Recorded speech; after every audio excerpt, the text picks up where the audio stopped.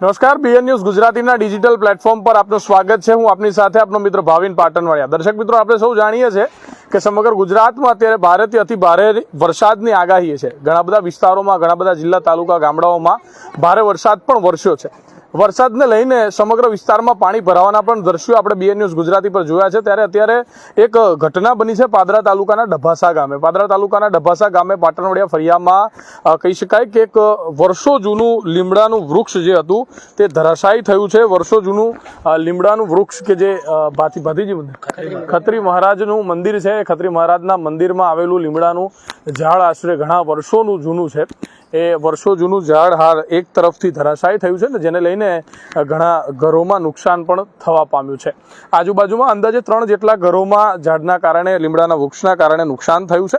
આપણે દ્રશ્યો પણ અહીં આગળ જોઈ શકીએ છીએ ઘણા બધા લોકો જે છે, સ્થાનિક લોકો, આ વિસ્તારના લોકો અત્યારે એકત્ર થયા છે ને સમગ્ર વિસ્તારના લોકો હાલ ઝાડ પડવાની ઘટનાને લઈને કહી શકાય કે ભયભીત પણ છે, કારણ કે 3 જેટલા ઘરોને નુકસાન થયું છે ને। ઝાડ જે છે સીધું ઘરો પર પડવાના કારણે ઘરના સામાન તેમજ પત્ર તેમજ અન્ય વગેરે વસ્તુઓને પણ ભારે નુકસાન થયું છે। આપણી સાથે સ્થાનિક વ્યક્તિ છે, તેઓ સાથે વાત કરીશું। શું નામ છે તમારું, કેટલા વાગ્યાની ઘટના છે, કયું ફળિયું, શું કહે છે? નિકેશ કુમાર ગણપતભાઈ પાટણવાડિયા। આ ઘટના 11 વાગ્યાની છે, એટલે 11 વાગે ઝાડ પડ્યું, આ ઘરનું નુકસાન થયું છે।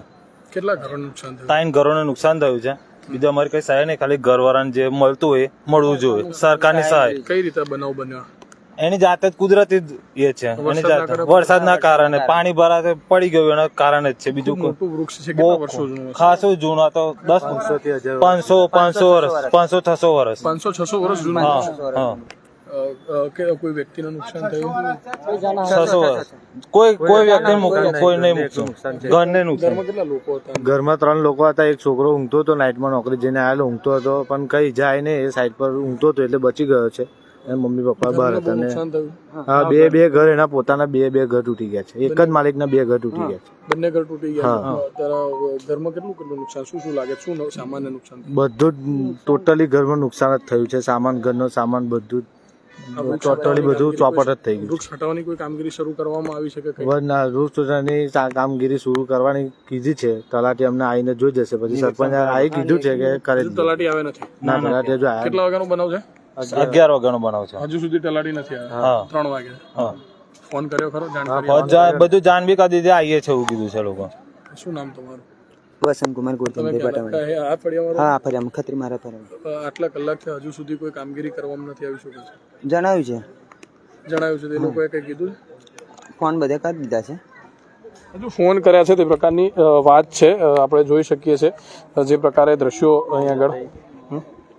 તો દર્શક મિત્રો, આ વૃક્ષ જે છે એ સ્થાનિક લોકોનું માનીએ તો 500 થી 600 વર્ષ જૂનું આ વૃક્ષ છે ને। 500-600 વર્ષ જૂના આ વૃક્ષ અત્યારે અહીં આગળ ધરાશાયી થતાની સાથે જ ઘણું બધું નુકસાન જે છે એ અહીં આગળ થવા પામ્યું છે। વૃક્ષના કારણે પાદરા તાલુકાના ડભાસા ગામમાં પાટણવાડિયા ફળિયામાં આવેલા 3 ઘરોને ભારે નુકસાન થવા પામ્યું છે। એક ઘરમાં વૃક્ષની ડાળખીઓ, જે મજબૂત ડાળખી કહેવાય, એ પડતાની સાથે જ કેવા પ્રકારની પરિસ્થિતિ થઈ છે હું સામેના દ્રશ્યો બતાવીશ આપને। જે પ્રકારે કેમેરામાં દ્રશ્યો જોવા મળી રહ્યા છે આપણે જોઈ શકીએ છીએ।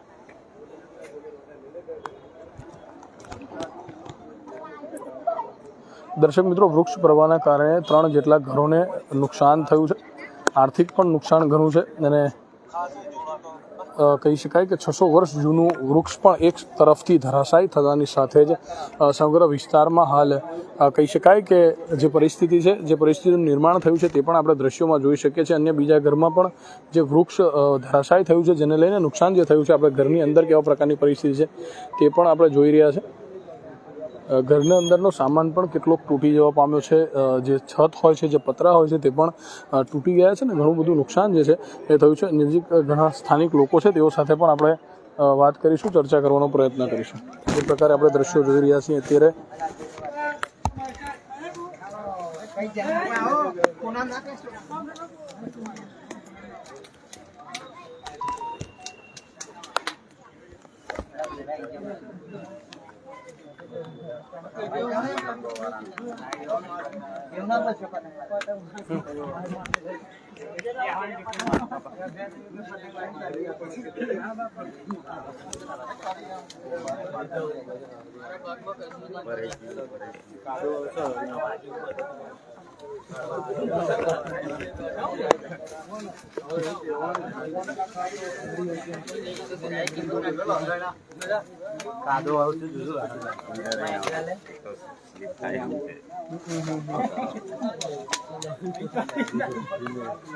લહેરી પડે એવું તો છે જ ને.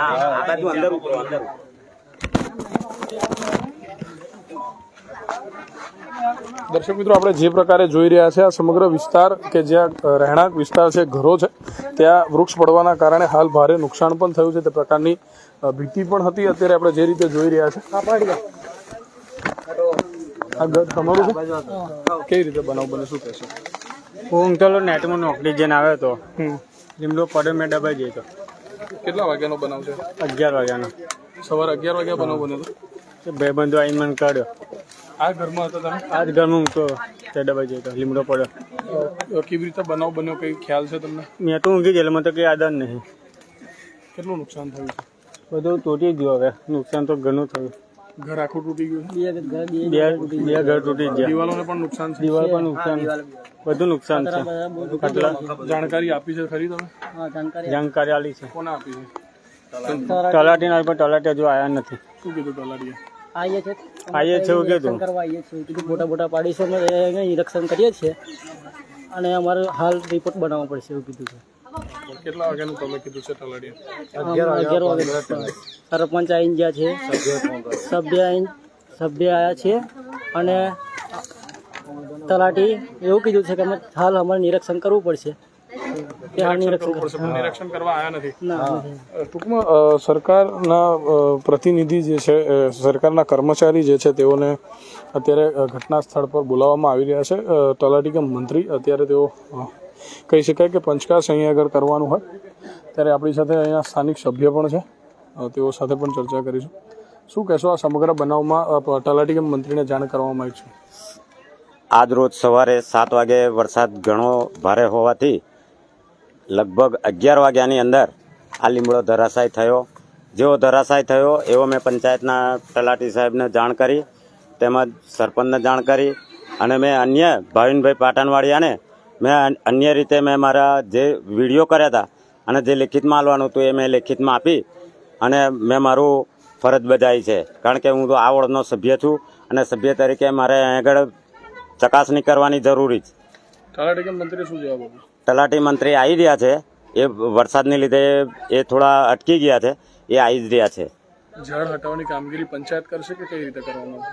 હવે એ તો એમાં એવું છે કે એકવાર તલાટી આવે અને તલાટી આવ્યા પછી તલાટી શું નિર્ણય લે છે અને સરપંચ શું નિર્ણય લે છે એ પ્રમાણે આમની કામગીરી કરી અને એમને વ્યવસ્થિત રીતે આ સામગ્રી હટાવી અને એમને વ્યવસ્થિત રીતે કરી આપીશું. તમારી શું માંગણી છે ઝાડ હટાવવા માટે? પંચાયતનું શું કહેવું? પંચાયતને સરપંચને કે તલાટીને કોઈને નિર્ણય લે જાય. પોતે જ આપણે મંદિરનું ઝાડ છે તો આપણે મંદિરનું કટિંગ કરાય, ઝાડનું કટિંગ કરાવીને જે કંઈ પૈસા આપણે મંદિરમાં મૂકવાના છે એની અંદર તલાટી કે કોઈ ગામનું કોઈનું એ ચાલે નહીં. આપણે મંદિરનું, હા, મંદિરનો આપણે વેપારી આવી જાય એટલે કામગીરી શરૂ કરાઈ જાય. ક્યાંક ને ક્યાંક ઝાડ હટાવવાની કામગીરી જે છે એ શરૂ કરવામાં આવશે ત્યારે તલાટી આવ્યા છે બધા.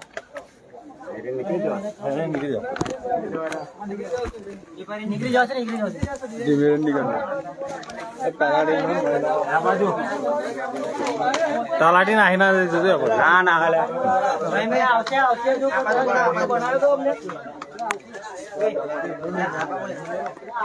પૃથ્વી જોજે, આ ઝાડ પાતળું છે, ડાળ પાતળું છે.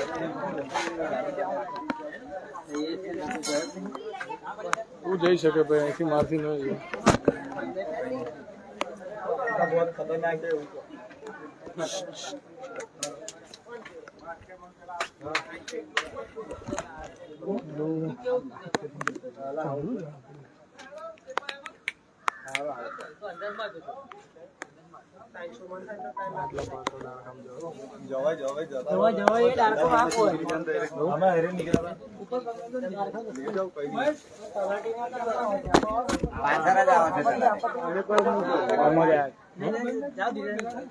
પડી જશે લે.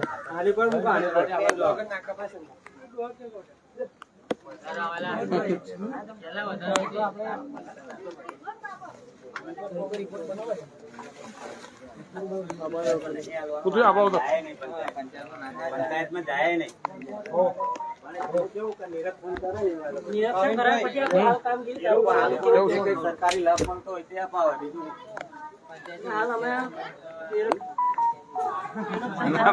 કામગીરી ચાલુ કરવાના છે.